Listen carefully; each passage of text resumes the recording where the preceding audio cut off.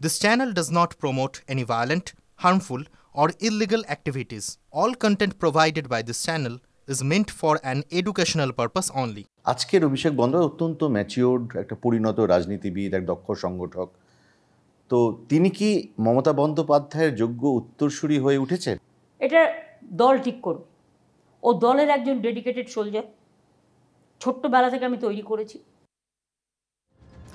TV9 বাংলার সঙ্গে একান্ত সাক্ষাৎকার।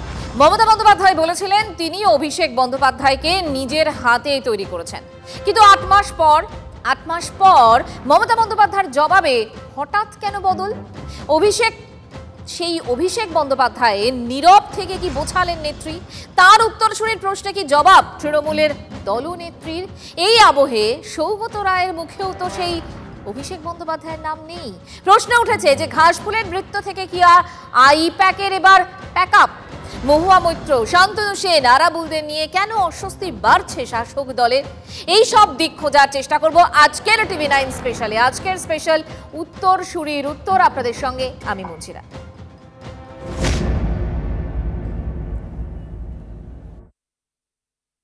আজকের অভিষেক বন্দ্যোপাধ্যায় অত্যন্ত ম্যাচিওর্ড একটা পরিণত রাজনীতিবিদ, এক দক্ষ সংগঠক। তো তিনি কি মমতা বন্দ্যোপাধ্যায়ের যোগ্য উত্তরসূরি হয়ে উঠেছেন? এটা দল ঠিক করবে। ও দলের একজন ডেডিকেটেড সোলজার, ছোট্টবেলা থেকে আমি তৈরি করেছি। আমি চাই ওরা ভালো তৈরি হোক, ইয়াং জেনারেশনকেও দরকার আছে। আমি 3টে জেনারেশন তৈরি করে দিয়েছি, এটা আমার গর্ব। কারণ আমরা যদি জেনারেশন তৈরি না করি, আমার স্বপ্নের তৃণমূল কংগ্রেসটাকে কে রক্ষা করবে? সারা জীবন তো কেউ বাঁচে না, কিন্তু আমি তো চাইবো আমার জোড়া ফুলটা থাকবে, আমার মামাটি মানুষ স্লোগানটা থাকবে। তা সেগুলোকে রক্ষা করবার জন্য তো আগামী প্রজন্ম প্রয়োজন। আচ্ছা, এবার আপনাদের প্রশ্ন জাগতেই পারে মনে যে কেন এই সাক্ষাৎকার দেখাচ্ছি আপনাদের, কেন পুরনো কিছু কথাবার্তা আবার মনে করাচ্ছি? আসলে একটা শব্দ এই মুহূর্তে তৃণমূলের অন্দরে তোলপাড় করছে, তা হলো উত্তরসূরি। মমতা বন্দ্যোপাধ্যায়ের পর কে? উত্তরটা 8 মাস আগে একরকম ছিল। তৃণমূল সুপ্রিমো বলেছিলেন যে তিনি অভিষেক বন্দ্যোপাধ্যায়কে নিজের হাতে তৈরি করেছেন, বলেছিলেন অভিষেক বন্দ্যোপাধ্যায় দলের ডেডিকেটেড সোলজার। আর শুক্রবার উত্তরসূরি বাছাইয়ের প্রশ্নে দলগত সিদ্ধান্তকে আরও গুরুত্ব দিলেন মমতা বন্দ্যোপাধ্যায়। অভিষেক বন্দ্যোপাধ্যায় নীরব থেকে মমতা পুরোটাই ছাড়লেন দলের উপর। সরাসরি অভিষেক বন্দ্যোপাধ্যায়ের নামই এড়ালেন তৃণমূল নেত্রী। মমতা বন্দ্যোপাধ্যায় ঠিক কি বলেছেন একবার নজর দিন। উত্তরসূরি দল ঠিক করবে, দল যৌথ পরিবার, তারা ঠিক করবে। দল তো কারো একার নয়, আমি একাও কেউ নই, আমার সঙ্গে অনেক সঙ্গী সাথী আছে। মনে রাখবেন, মানুষকে ছাড়া দল হয় না, আর দল দলীয় কর্মীদের ছাড়াও হয় না। আমি যদি মনে করি আমি একাই করব সব, সেটা ঔদ্ধত্যের পরিচয় হয়। আমি নয়, আমরা কথাটাই বিশ্বাস করি। আমাদের দলের যারা আছে তারা ঠিক করবে। একটা বিষয় দেখুন, এপ্রিল থেকে ডিসেম্বর 8 মাসে কিছুটা বদলে গেল মমতা বন্দ্যোপাধ্যায়ের জবাব। এই এপ্রিলেই উত্তরসূরি প্রসঙ্গে অভিষেকের নাম নেন মমতা বন্দ্যোপাধ্যায়। দল ঠিক করবে বলেও অভিষেক বন্দ্যোপাধ্যায় রাজনৈতিক বোধের তারিফও করেন। এবার উত্তরসূরি প্রসঙ্গে শুধুই দলগত সিদ্ধান্তের কথা বললেন মমতা বন্দ্যোপাধ্যায়, বুঝিয়ে দিলেন তার উত্তরসূরি ঠিক করবে দলই। উত্তরসূরি প্রসঙ্গে অভিষেক বন্দ্যোপাধ্যায়ের বিষয়ে নীরব থেকে তৃণমূল নেত্রী পুরোটাই ছেড়ে দিলেন দলের উপর। পাশাপাশি আর একটা বিষয় হলো, সম্প্রতি দলের সংগঠন এবং পুলিশে বড় ঝাঁকুনি দিয়েছেন তৃণমূল নেত্রী। অভিষেক ঘনিষ্ঠ হিসেবে যারা পরিচিত তাদের অনেকেরই পদ গেছে, দলে আরো কোণঠাসা হয়েছেন। বারবার বুঝিয়ে দিয়েছেন রাশ তার হাতেই। পার্লামেন্টে যা স্ট্যান্ড নেয় সেটা আমাদের ইন্ডিভিজুয়াল কারো ব্যাটার নয়। এই ম্যাটারটা নিয়ে স্ট্যান্ড নেবে তৃণমূল কংগ্রেস পার্লামেন্টারি পার্টির চেয়ারম্যান আমি, লোকসভা এবং রাজ্যসভায়। কিন্তু লোকসভায় আমাদের লিডার আছে সুদীপ বন্দ্যোপাধ্যায়, চিফ হুইপ আছে কল্যাণ বন্দ্যোপাধ্যায়, এবং রাজ্যসভায় আমাদের লিডার আছে ডেরেক ওব্রায়েন, ডেপুটি লিডার আছে সাগরিকা, এবং চিফ হুইপ আছে সম্ভবত নাদিম। সুতরাং তারা সিদ্ধান্ত নেবেন। উত্তরসূরি প্রশ্নে যার নাম মাস আটেক আগে নিয়েছিলেন মমতা বন্দ্যোপাধ্যায়, সেই অভিষেক বন্দ্যোপাধ্যায়ের উত্থান হলে কোন পথে, মানে কোন পথে হলো? 13 বছর আগে যাকে সে অর্থে দলের প্রচারে দেখা গিয়েছিল, তিনি কিভাবে ধাপে ধাপে দলের অলিখিত নাম্বার 2 হলেন? সেই যাত্রাপথটা একটু দেখাই, মনে করাই আপনাদের। অভিষেক বন্দ্যোপাধ্যায়ের উত্থান বিগ ওয়ালে দেখাই আপনাদের। দেখুন, 2011 সাল প্রথমবার দলের ভোটের প্রচারে অভিষেক বন্দ্যোপাধ্যায়কে দেখা যায়। তারপর 21শে জুলাই 2021 তৃণমূলের নতুন সংগঠন যুবার সভাপতি। এরপর 2014 সাল মে মাস ডায়মন্ড হারবার থেকে প্রথমবার তৃণমূল কংগ্রেসের সাংসদ নির্বাচিত হন অভিষেক বন্দ্যোপাধ্যায়। অক্টোবর 2014 সেই সময় যুবর সঙ্গে মিশে যায় যুবা সভাপতি সেই অভিষেক বন্দ্যোপাধ্যায়। 2019-এর মে মাস ডায়মন্ড হারবার থেকে দ্বিতীয়বারের জন্য সাংসদ নির্বাচিত অভিষেক বন্দ্যোপাধ্যায়। 2021-এর জুন মাস সর্বভারতীয় সাধারণ সম্পাদক নির্বাচিত হন অভিষেক বন্দ্যোপাধ্যায়। এবং 2023 সালে পঞ্চায়েত নির্বাচনের আগে 51 দিনের নবজোয়ার যাত্রা করেন অভিষেক বন্দ্যোপাধ্যায়। আর 2024-এর মার্চ মাস অর্থাৎ লোকসভা ভোট, সেই লোকসভা ভোটে 41 প্রার্থীর নাম ঘোষণা করেন অভিষেক বন্দ্যোপাধ্যায়। দিন কোনো কাজ করা সম্ভব নয়, আমি আমিত্বে বিশ্বাস করি না, আমি আমরার নীতিতে বিশ্বাস। এবং এই সেবাশ্রয় মডেল শুধু বাংলা নয়, আমি চাই ভারতবর্ষে দৃষ্টান্ত স্থাপন করুক আপনাদের হাত ধরে। দেখুন, তৃণমূল কংগ্রেসের নবীন প্রবীণ লড়াই কিন্তু অনেক দিনের। অনেকেই বলেন যে 21-এর বিধানসভা ভোটের পর থেকে তা আরও বাড়তে থাকে। এবছরের জানুয়ারিতে অভিষেক বন্দ্যোপাধ্যায় বলেছিলেন যে বয়স হলে কর্মক্ষমতা কমে। তারপর পরই ফেরাদ হাকিম বলেছিলেন যারা পার্টিতে নতুন এসেছেন, অভিষেকের নেতৃত্বে যারা পার্টিকে এগিয়ে নিয়ে যাবেন, তাদের দলের ইতিহাস জানতে হবে। অনেক লড়াই আন্দোলন করে দল ক্ষমতায় এসেছে।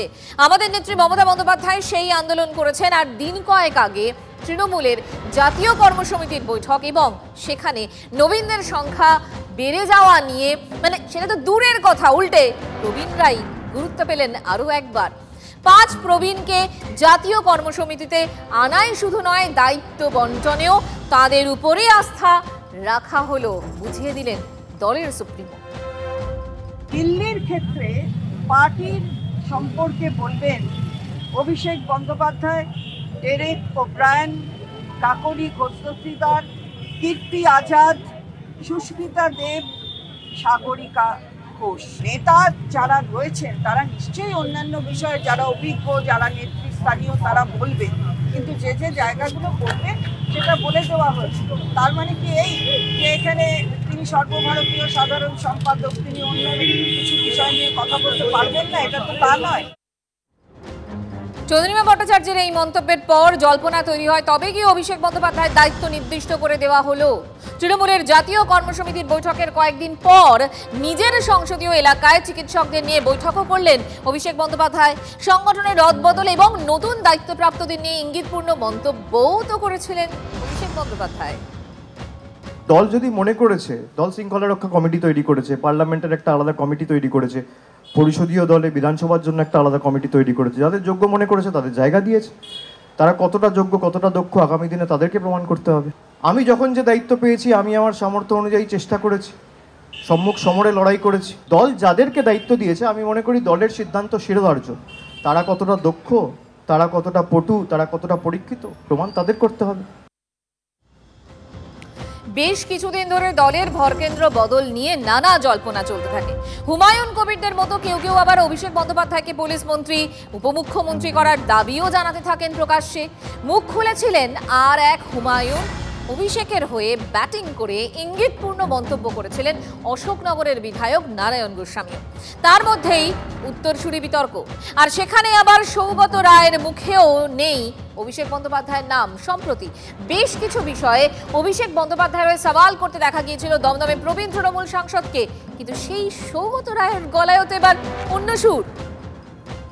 মমতা ব্যানার্জি শেষ কথা, সেটা আগেও জানা ছিল, এখনো তাই আছে। দল যেরকম ছিল সেরকমই আছে। তিনি রাজনৈতিকভাবে বিতর্কিত কোনো কথা বলেননি। দলের যে অবস্থান সেটা জানিয়েছেন, সেটাই আমাদের অবস্থান। নবীন প্রবীণ কোনো দ্বন্দ্ব নেই তৃণমূলে? নেই। তৃণমূলে একটাই আছে যে মমতা ব্যানার্জি প্রথম এবং শেষ কথা।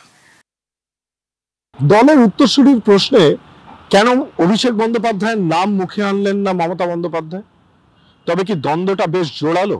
এই প্রশ্নটা নিশ্চিতভাবে উঠছে। তার কারণ আগেও যখন এই উত্তরসূরির প্রশ্নে আলোচনা হয়েছে তিনি দলের কথাই বলেছেন, কিন্তু পাশাপাশি এটাও বলেছেন অভিষেক বন্দ্যোপাধ্যায়কে তিনি কিভাবে রাজনীতির পাঠ দিয়েছেন, এই বার্তা স্পষ্ট করেছেন। সম্প্রতি অভিষেক অনুগামী বলে পরিচিত অনেকেই বিভিন্ন তালিকা থেকে বাদ পড়ছেন তৃণমূল কংগ্রেসের অন্দরে।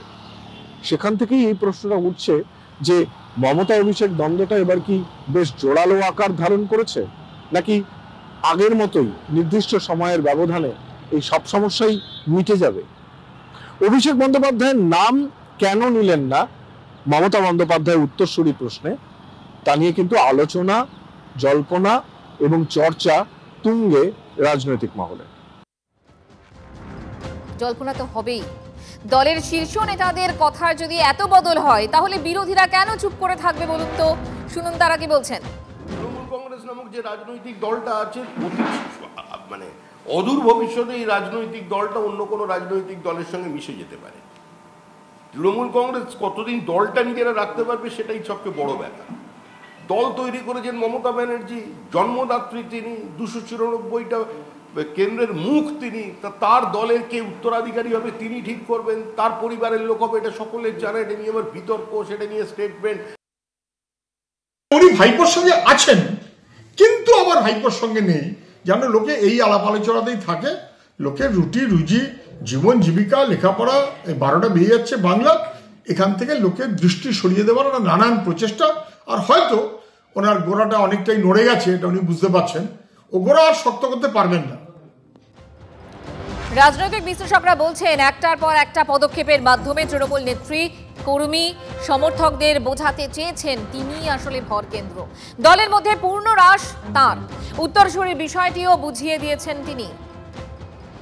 স্পেসিফিক লবিকে বুঝিয়ে দেওয়া যে তাদের এক্সিস্টেন্স আমি মান্যতা দিলেও তাদের পাওয়ারকে আমি মান্যতা দিচ্ছি না, কারণ যে যে জায়গায় অ্যাডমিনিস্ট্রেশনের আমি চেঞ্জগুলো আনছি গোজ উইদাউট সেইং দে আর মাই কন্ট্রোলড স্ট্রাকচার। রাজনৈতিক এবং অরাজনৈতিক এবং বিভিন্ন রকম ঘটনাচক্রে যে ধাক্কাগুলো এসছে সেই ধাক্কাগুলোকে কাউন্টার ফয়েল করার জন্যই হয়তো এই রদবদলগুলোকে আরও এফেক্টিভলি উনি করতে চাইছেন, এবং এই রদবদলের মাধ্যমে শুধুমাত্র দল বা পরিকাঠামোকে নয়, উনি সাধারণ মানুষকেও একটা বার্তা দিতে চাইছেন যে end of the day I am the boss.